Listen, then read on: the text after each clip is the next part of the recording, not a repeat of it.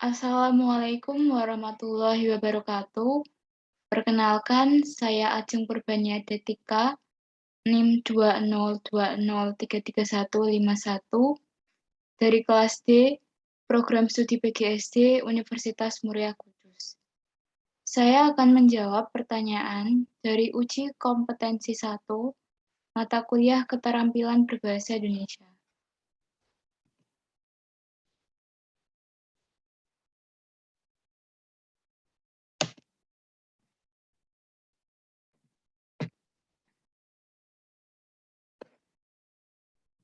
Pertanyaan pertama, jelaskan temuan mahasiswa di lapangan. Faktor apa saja yang menyebabkan terjadinya kesalahan penulisan ejaan? Berikan contoh kesalahan ejaan yang sering muncul. Jawabannya, faktor yang menyebabkan terjadinya kesalahan penulisan ejaan yang saya temukan di lapangan antara lain sebagai berikut. 1. Kurangnya ketelitian dalam menulis. 2. Kurangnya penguasaan kaidah penulisan ejaan. Contohnya, kesalahan CV siang malam. Pembenarannya, CV menggunakan huruf kapital semua dan tidak menggunakan titik. Lalu siang malam. Kesalahan yang kedua, 1.450.000. Pembenarannya, Rp 1.450.000 rupiah. Yang kedua, bagaimana langkah membedakan kutipan langsung dan kutipan tidak langsung dalam proses pengutipan?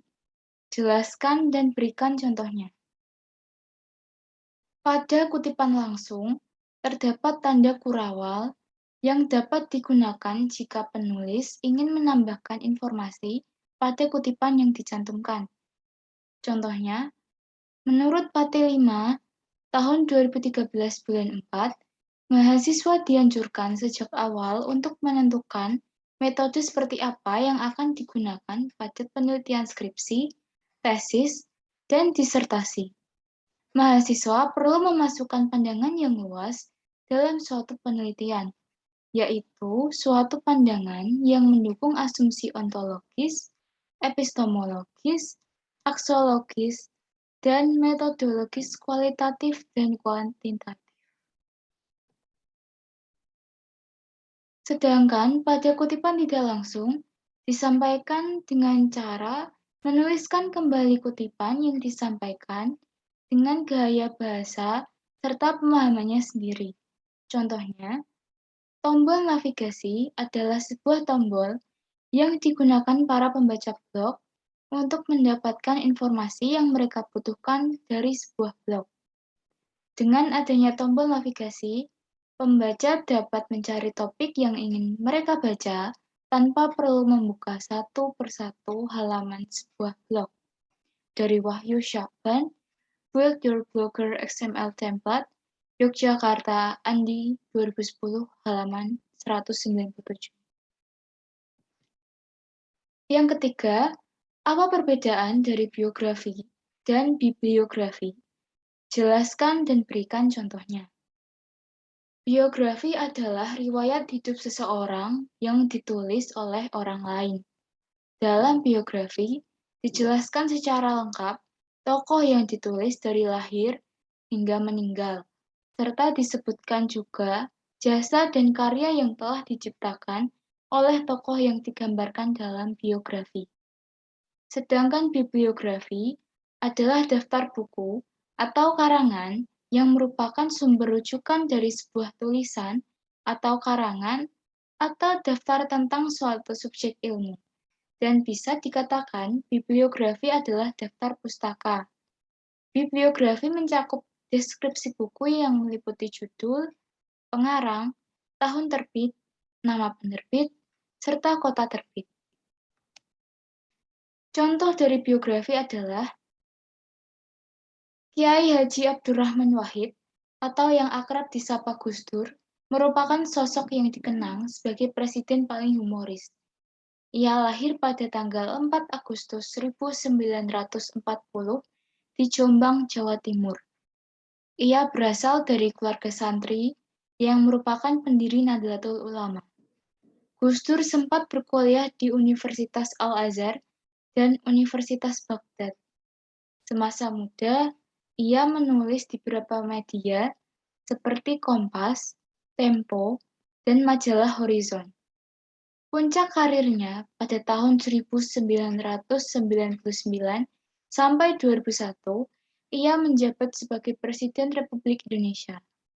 Ia dikenal sebagai presiden yang cerdas, menjunjung tinggi hak asasi manusia dan keberagaman. Contoh bibliografi dari buku. Apabila yang dijadikan sumber itu ialah buku, susunan penulisannya ialah sebagai berikut. Nama pengarang, tahun terbit, judul buku, tempat terbit, dan nama penerbit.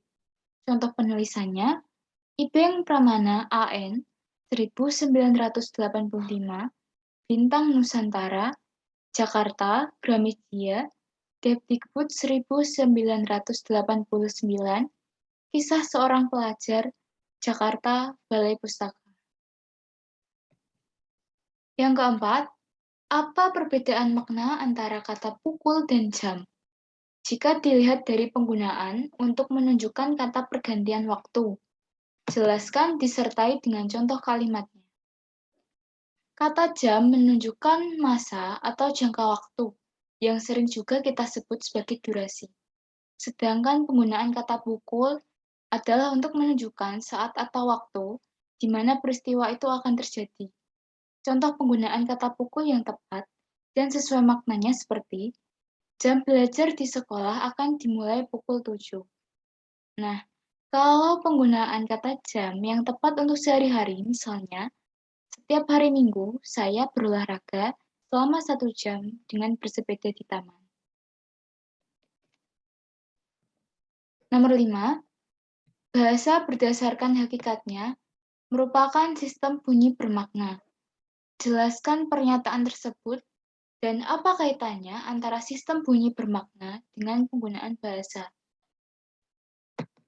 Bahasa adalah seperangkat bunyi bersistem yang dikeluarkan oleh alat ucap manusia. Melalui sistem tersebut, bahasa dapat digunakan dan dipahami oleh sesama manusia. Menurut KBBI tahun 2016, bahasa adalah sistem lambang bunyi yang arbitrer, yang digunakan oleh anggota suatu masyarakat untuk bekerja sama, berinteraksi, dan mengidentifikasikan diri. 6. Mengapa sering terjadi kesalahan penulisan tanda koma? Jelaskan disertai 5 contoh kesalahan tersebut. Karena penulis belum memahami penggunaan tanda baca pada sebuah tulisan yang tepat. Contoh kesalahannya, barang-barang yang wajib dibawa saat ujian adalah alat tulis, papan kertas, dan ujian. Yang kedua, Inel sangat pandai berbicara dalam sebuah organisasi tetapi, sangat pendiam ketika berada di rumah. 3. Adik tidak mau sekolah lagi, karena diajak oleh teman-temannya. 4. Dia sangat pandai bergaul di luar tetapi, sangat diam jika di dalam rumah. 5. Aku hanya membawa buku, tas, dan pensil. 7. Apa perbedaan dari makna dari tanda titik dua dengan tanda titik koma? Jelaskan disertai 2 contoh penggunaan tanda tersebut yang benar. Jawabannya, tanda titik dua digunakan pada akhir suatu pernyataan lengkap. Namun, titik dua tidak dipakai bila perincian tersebut merupakan pelengkap yang mengakhiri pernyataan. Contohnya, Tika membeli buah, titik dua, apel, pisang, salak, dan durian. Tanda titik dua dipakai dalam naskah drama setelah kata yang menunjukkan pelaku dalam percakapan. Contohnya, Ibu titik dua, bawa koper ini nak, Amir titik dua, baik Bu.